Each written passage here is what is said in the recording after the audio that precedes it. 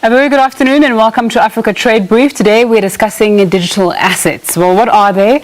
They include digital currencies such as Bitcoin and non-fungible tokens. One of the most well-known digital assets is Bitcoin, invested in 2008. Let's run through a few more digital assets and briefly tell you what they are and what they're about. We'll bring up the first graphic there to take you through some of the digital assets. Firstly, there is Bitcoin, of course, that we know, Bitcoin Cash. Chasha Toji from Economy put together a list of assets. So there's something called Blocktex. It's an Ethereum-based counterfeit-resistant platform for distributing, advertising, and transferring ownership of event tickets. There's also something called Decentraland, a virtual reality platform powered by Ethereum blockchain. There's also something called Salt. It's a membership-based lending and borrowing network that allows users to leverage their blockchain assets to secure cash loans. And lastly, Viberate, which is a live music ecosystem and a blockchain-based marketplace that matches musicians with event organizers. So those are some of the new digital assets that are around. This list was made in around 2017. Let's go then to our second graphic. Forbes magazine says the African crypto market has grown by over 1,200% in terms of value received over the past year alone. They quote research firm Chain Analysis, which estimates that African countries collectively received over $100 billion worth of cryptocurrency between July 2020 and June 2021. However, Africa is still said to be the smallest crypto economy of all the regions. We're looking at the graphic now of the percentage of crypto value received by origin between July 2019 and June 2020. That's domestic versus foreign. So what is an NFT? An NFT is a non-fungible token, or better put by the BBC, NFTs are one-of-a-kind assets in the digital world that can be bought or sold. The digital tokens can be thought of as certificates of ownership for virtual or physical assets. A record of who owns what is stored on a shared ledger known as the blockchain. So Christie's sale of an NFT by a digital artist for $69 million set a new record for digital art. And finally, how are Africans doing when it comes to the trade of digital assets? According to FinExtra, almost 1 in 3 Nigerians own or use digital assets, compared with a mere 6 out of 100 persons in the United States. Technics, though, says only 10 African countries are actively trading cryptocurrency, constituting a small percent of the total 54 countries on the continent. The bulk of crypto operations in Africa are conducted in Nigeria, Kenya, South Africa, Ghana, Cameroon, Zimbabwe, Ethiopia, Egypt, Botswana, and Uganda. Reasons for this include regulations, political unrest, internet shutdown, and it's been suggested that the younger population, the small younger population which is economically active, also contributes to that. Right, let's get more on these digital assets. Maurice Crespi, who's the CEO of Virtual Nation Builders, and Mmuso Mafisa, who's a blockchain technology specialist, join me now. Thanks so much for your time on SABC News. Maurice, I'll start with you. Describe the crypto world and digital assets for us in the simplest possible terms. Wow, okay. You get 2 types of tokens. You get fungible tokens, non-fungible tokens. Fungible tokens are your Bitcoins. If I trade a Bitcoin to you and you give me another Bitcoin back, it doesn't matter.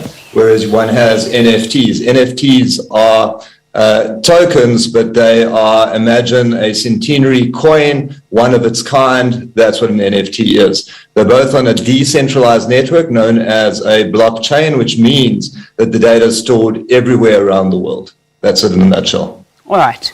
So then how does trade in crypto and virtual assets work? I know you've touched on it a little bit more, and give us more insight into the uptake on the African continent. Okay, well, on the NFT trade side, maybe it'll be helpful to tell you what we're doing. We minted the very, very first NFT of its kind. We took, on behalf of Lily's Leaf Museum, Mandela's arrest warrant. We took the VNB team. It's a 1961 warrant. We had it scanned, professionally scanned, and we've tokenized it. And we've now put it on the blockchain, and it's going to be ready for sale to raise money for Lily's Leaf to save Lily's Leaf. So it's a good example of how an NFT can be used not only for trade, but to raise money for institutions such as Lily's Leaf. Now, you mentioned 69 million. We're hoping that our late Nelson Mandela will attract a figure greater than that. So just imagine if we're able to achieve that for an institution such as Lily's Leaf and thereafter for all heritage sites in South Africa.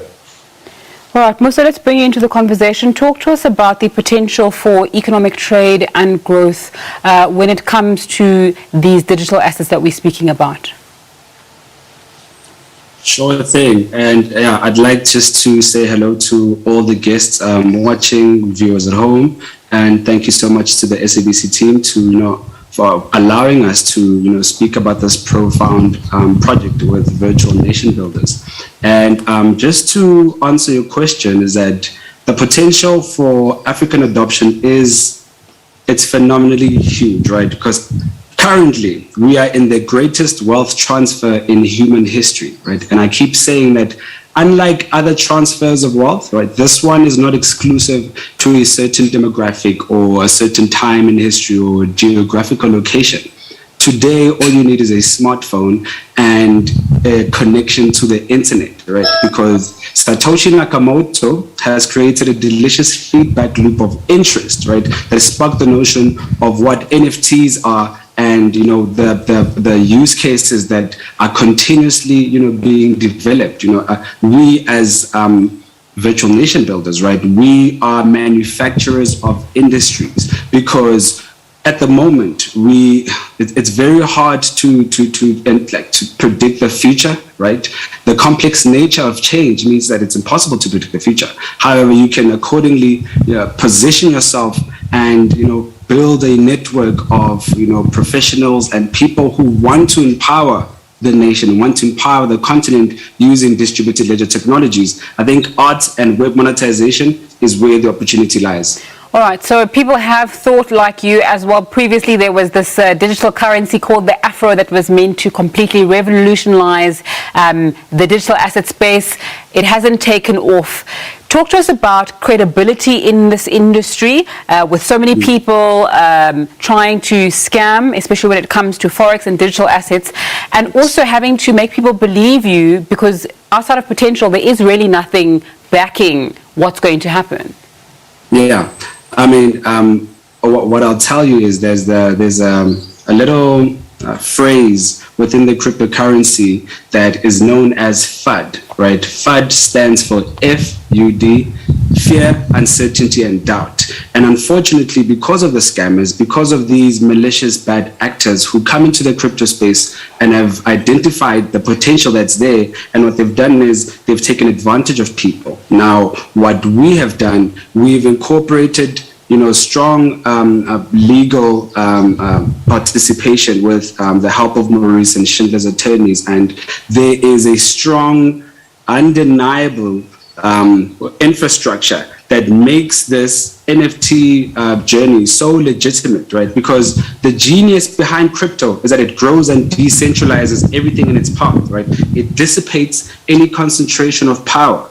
Now, building wealth with NFTs, blockchain, and cryptocurrency is no longer an ideological apparatus, right? It's something where we can actually build a legacy for our children. And today, we can safely say that we've crossed the precipice, right? This Rubicon of making this a speculative industry to a legitimate global asset class. All right, Maurice, let me bring you in as we wrap up. The Ndebele Kingdom set to launch cryptocurrency among the things that you're doing. Tell us more about that and using blockchain to address one of the ongoing challenges in South Africa, which is land. Okay, yeah, thank you for that. What's really, really exciting is the notion of using an NFT for land rights. So what the king has done is he's mandated us to create a coin, a fungible coin known as the Cowrie, but also to take the tribal land that's held in the tribal trusts and to segment that land into NFTs. And each NFT will have certain rights attached to it.